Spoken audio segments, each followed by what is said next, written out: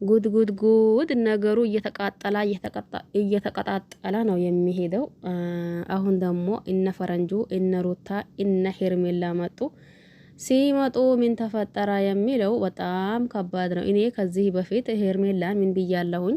ይሄ ነገር ቢቀራብሽ ሄርሜላ ታይ እንጂ አሁን ሚዲያ ታዋቂ ሆነሻል። በዚህ ጊዜ አዎ እናውቃለን ሁላችንም ሚዲያ የስራ ቻንስ ሆኗል።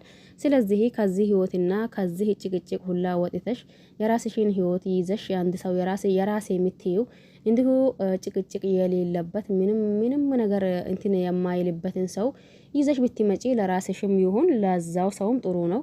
ይሄ የአብርሽ ህይወት ተጨማለቃ ሆኗል። ሰላም አታገኝበትም።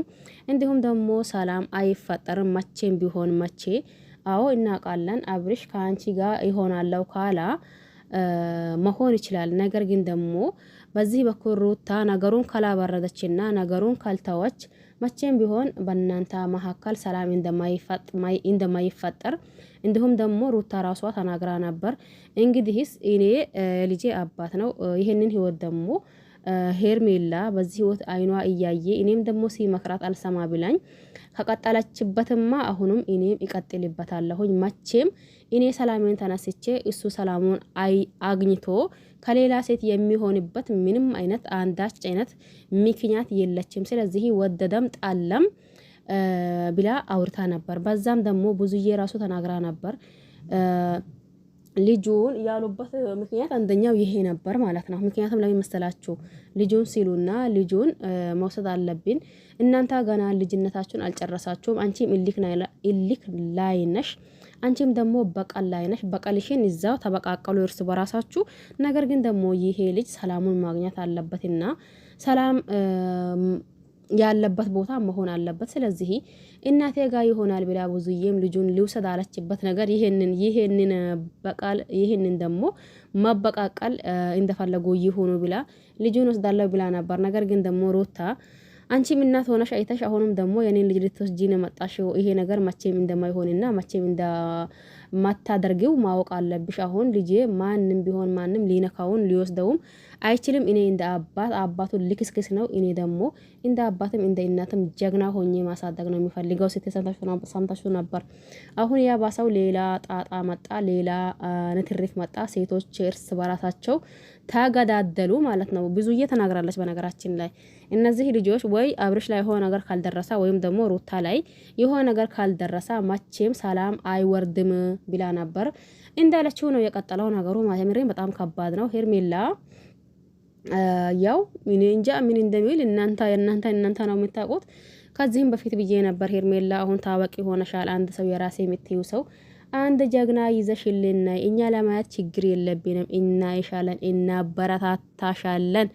እንኳን በአንድ ስልክ ሳይሆን በሁለት ስልካችን ነው ሰብስክራይብ ያደረግናችሁ። ስለዚህ ምንም ይምጣ ምን አንቺ የራስሽን ሰው ይዘሽ ብትመጪ ጥሩ ነው። ይሄ አብርሽ ህይወት ጭቅጭቅ የተሞላበት ንትርክ የተሞላበት አብርሽም ደግሞ እንደ አንድ ወንድ ልጅ ጠንካራ ባለመሆኑ ነው ይሄ ሁላ የሚፈጠረው ብለን ብዙዎቻችን አውርተን ነበር።